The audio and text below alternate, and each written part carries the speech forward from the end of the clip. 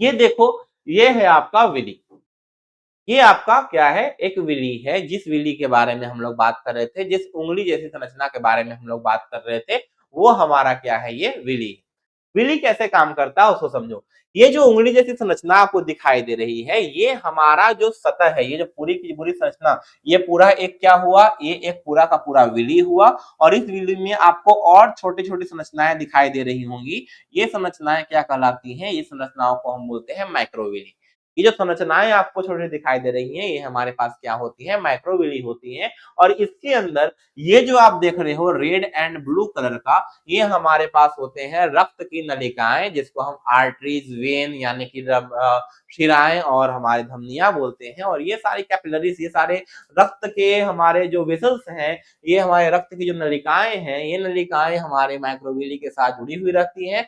जब भोजन हम लोग क्या करते हैं, जब भोजन हम यहाँ से ग्रहण करते हैं, भोजन जब हमारे माइक्रोविली यानी कि विली के पास से गुजरता है, तो भोजन के अंदर से जितने भी हमारे जो भी हमारे पोषक तत्व हैं, जिनको हमें सोखना है, जिनकी हमें जरूरत है, वो इनके सतह से क्या होते हैं, सोख लिए जाते हैं। वो इनके सतह से सोख करके हमारे ब्लड फ्लो में, हमारे जो रक्त नलिकाएं हैं, वो रक्त नलिकाओं में बहने वाले ब्लड के साथ, रक्त के साथ मिला दिया जाता है। और मिलाने के बाद इन्हें क्या किया जाता है, इन्हें हमारे शरीर के विभिन्न भागों में, हमें हमारे पास क्या किया जाता है, भेज दिया जाता है। यहाँ पे आप देख सकते हो कि हमारा जो कार्बोहाइड्रेट है, जितना भी हमने कार्बोहाइड्रेट खाया, जितना भी हमने कार्बो एक सेकेंड सॉरी, जितना भी बच्चा हमने कार्बोहाइड्रेट खाया है, वो सारा का सारा कार्बोहाइड्रेट हमारा टूटता है। और टूट के कहा क्या देता है, ये देता है ग्लूकोज। हमारा जो कार्बोहाइड्रेट है, वो कार्बोहाइड्रेट टूटता है और टूटने के बाद क्या देता है, ग्लूकोज। हाँ, ये वही ग्लूकोज है जो हमारे पौधे, जो हमारे पेड़ पौधे, हमारे स्वपोषण स्वपोषी पौधे जो हैं, वो प्रकाश संश्लेषण की क्रिया द्वारा बनाते हैं। ये वही ग्लूकोज है जिसका फॉर्मूला C6H12O6 होता है। और ये वही ग्लूकोज है जो हमें प्लांट्स के द्वारा प्राप्त होता है। हम प्लांट्स को खाने से हमारे शरीर में ग्लूकोज मिलता है। और साथ ही ये वही ग्लूकोज है जो आपके यहाँ ग्लूकोन डी नाम से आपके डब्बे में मिलता है, जिसको आप पीते हो और काफी एनर्जी महसूस करते हो, ये वही ग्लूकोज है। तो ये हमारे पास जो कार्बोहाइड्रेट्स हैं, ये कार्बोहाइड्रेट ब्रेक होते हैं, कार्बोहाइड्रेट टूटते हैं और टूटने के बाद हमें क्या देते हैं, ग्लूकोज देते हैं। साथ साथ ये जो हमारा प्रोटीन हमने खाया है, जो भी हमने प्रोटीन खाया है, वो प्रोटीन हमारा ब्रेक होगा, टूटेगा और टूट करके हमारे पास क्या देगा, ये अमीनो एसिड देगा।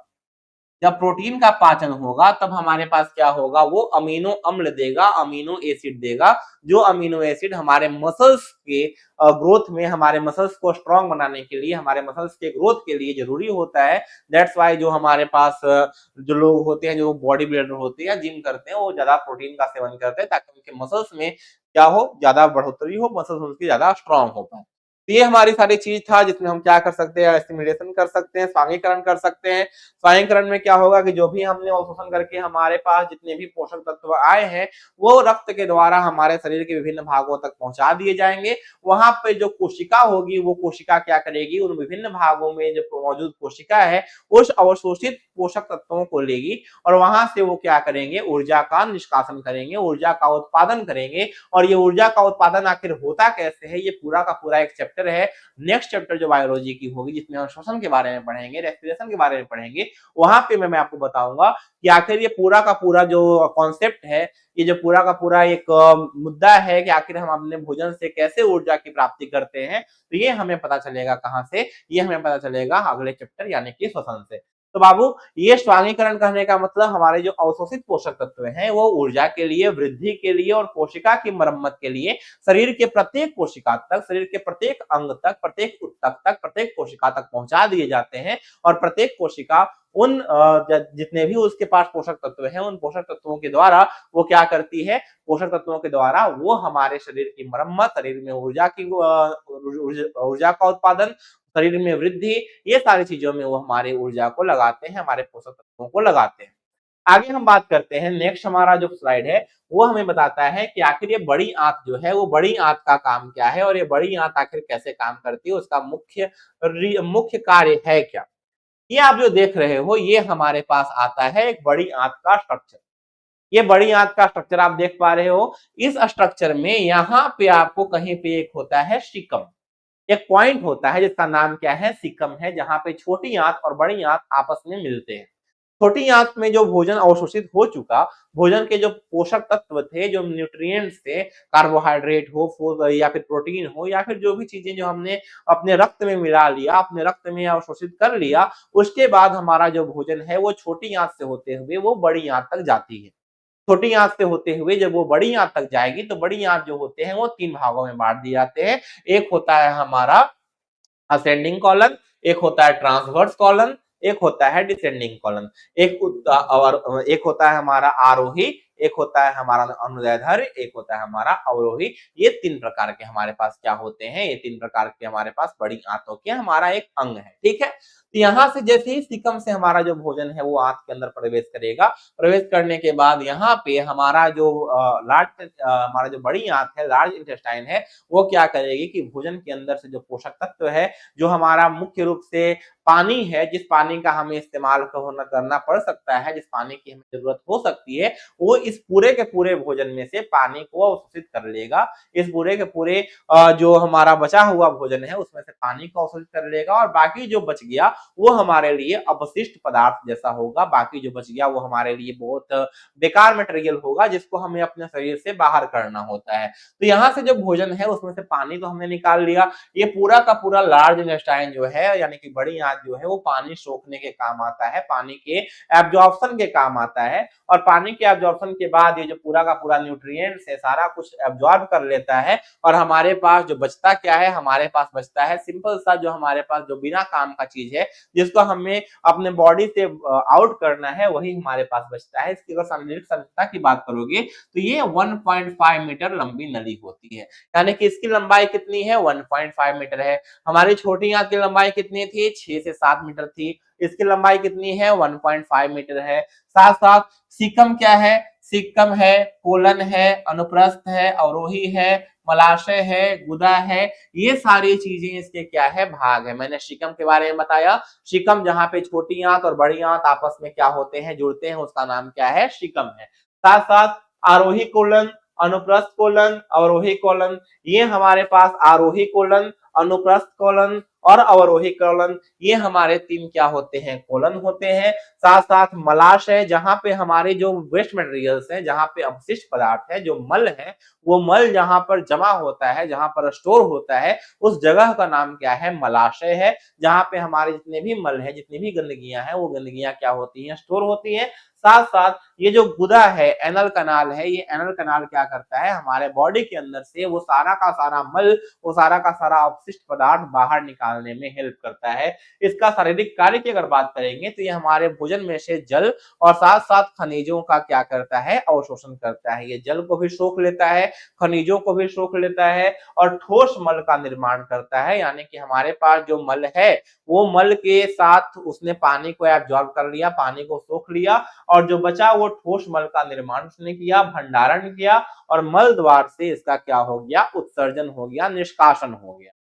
साथ ही साथ इसमें कोई पाचक एंजाइम्स नहीं होते हैं, इसमें जो जितने भी हमारे बैक्टीरिया होते हैं, वो बैक्टीरिया क्या करते हैं, इसमें से हमारे जो बड़ी आंत है वहां से विटामिन के और विटामिन बी का निर्माण करते हैं। ये हमारा क्या था, बड़ी आंत था, जहां से हम जल की पुनः प्राप्ति करते हैं, और साथ साथ अपने मल को मलाशय द्वारा, मल द्वार द्वारा अपने शरीर के बाहर कर देते हैं।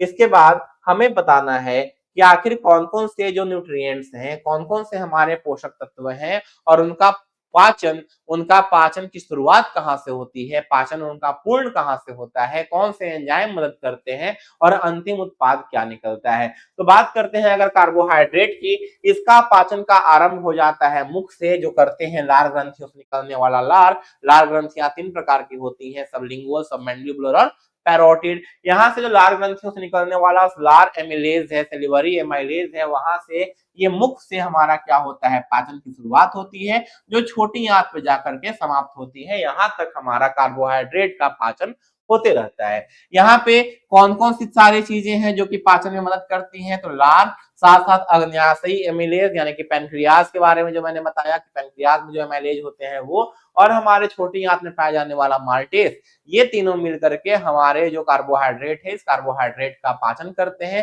कार्बोहाइड्रेट को तोड़ते हैं, जिसका लास्ट प्रोडक्ट जो है, जो आखिरी जो हमारा उत्पाद है, अंतिम उत्पाद जो है वो क्या बन के आता है, ग्लूकोज बन के आता है। तो कार्बोहाइड्रेट की शुरुआत, पाचन की शुरुआत होती है मुख से, जाती है छोटी आंत तक। कौन कौन से एंजाइम से काम करते हैं, लार, अग्न्याशी, एमिलेज और माल्टेज इसका मुख्य एंजाइम है जो कि इसके पाचन में मदद करते हैं। और आखिरी जो प्रोडक्ट है वो हमारा क्या है, ग्लूकोज है।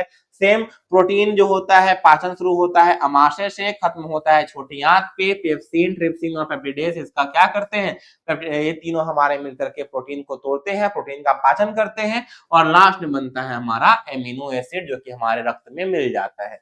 उसी तरह से वसा स्टार्ट होता है छोटी आंत से पचना, छोटी आंत में ही खत्म हो जाता है। यह इसमें दो चीजें हैं, एक हमारा पित्त और एक हमारा अग्न्याशयी लाइपेस, ये दोनों मिलकर के वसा को क्या करते हैं, पाचन कराते हैं, वसा को पचाते हैं, वसा के पाचन में हेल्प करते हैं। और लास्ट में बनता क्या है, ये बन जाता है फैटी एसिड। लास्ट में क्या बन जाता है, ये बन जाता है हमारा फैटी एसिड। तो ये मुख्य रूप से तीन हमारे जो न्यूट्रिएंट्स थे, तीन हमारे जो पोषक तत्व थे, उनके बारे में हमने पढ़ा। कार्बोहाइड्रेट की शुरुआत, पाचन की शुरुआत होती कहां से है, पाचन पूर्ण कहां पे होता है, कौन कौन से मुख्य एंजाइम है और अंतिम उत्पाद क्या बनता है, उस तरह से प्रोटीन का और उस तरह से वसा के बारे में भी हमने अध्ययन कर लिया है। अब आगे हमारा जो बढ़ना है, आगे हमारा जो स्लाइड है वो हमें बताता है कि आखिर ये पूरा का पूरा इंटरकनेक्टेड सिस्टम कैसे काम करता है। ये इंटरकनेक्टेड सिस्टम कैसे काम करता है, आप समझ लो। हमने भोजन किया, भोजन करने के बाद जब वो अमाशय में जाएगा यानी कि यहाँ आएगा, यहाँ से आने के बाद ये हमारा जो भोजन है वो जाएगा यहाँ, कहाँ, ड्यूडेनम में, जो कि हमारा छोटी आंत का भाग है। यहीं पे हमारा पेनक्रियाज और यहीं पे हमारा पित्ताशय, ये दोनों मिलकर के हमारे भोजन में से वसा को, वसा का यहाँ पे क्या होगा, वसा का यहाँ पे पाचन होगा। उसके बाद ये छोटी आंत से होते हुए ये बड़ी आंत में जाएंगे, और बड़ी आंत से होते हुए ये मल गुहा में यानी कि मलाशय में जमा हो जाएगा मल, और वहां से मल द्वार से क्या हो जाएगा, बाहर निकल जाएगा। ये सारा एक परस्पर जुड़ी हुई प्रणाली है, एक इंटरकनेक्टेड सिस्टम है जिसके बारे में हमने पढ़ा। तो आंतों से जो अवशोषित सभी पोषक तत्व हैं वो सीधे यकृत में जाता है। यकृत इन पोषक तत्वों को फिल्टर करता है, स्टोर करता है और हानिकारक पदार्थों को नष्ट करता है। साथ ही साथ यहाँ पे संपूर्ण पाचन तंत्र में हार्मोन का काम आता है, और पाचन तंत्र जो है वो असली उद्देश्य उसका क्या है, बाहरी दुनिया के पदार्थों को मानव ऊर्जा और जीवन में बदलना है। कहने का अर्थ ये है कि हमारा जो पूरा का पूरा पाचन तंत्र है, ये पूरा का पूरा पाचन तंत्र के बारे में हमने पढ़ लिया। भोजन की शुरुआत कहाँ से हुई और लास्ट में मल जो है वो कहाँ से निकला, हमने सारा कुछ पढ़ लिया। अब हमें आगे अगले चैप्टर का इंतजार होगा, जिस अगले चैप्टर में हम लोग पढ़ेंगे बायोलॉजी के, जो अगले चैप्टर होगा उसमें हम लोग पढ़ेंगे मानव श्वसन के बारे में, रेस्पिरेशन के बारे में। और एक बार रेस्पिरेशन के बारे में हमने पढ़ लिया तो हमारे बायोलॉजी का काफी एक अच्छा महत्वपूर्ण चैप्टर हमारा लगभग लगभग हमें समझ में आ जाएगा, और साथ साथ हमारे बोर्ड एग्जाम में काफी अच्छा मार्क्स लाने में, मार्क्स इंप्रूव करने में हमारी मदद करेगा। तब तक के लिए जुड़े रहिए स्किल आइडिया के साथ, और मैं आपसे ये वादा करता हूँ कि जैसे मेरे और भी बच्चों ने काफी अच्छे अच्छे स्कोर्स किए हैं, आपके भी अच्छे स्कोर्स आएंगे साइंस में।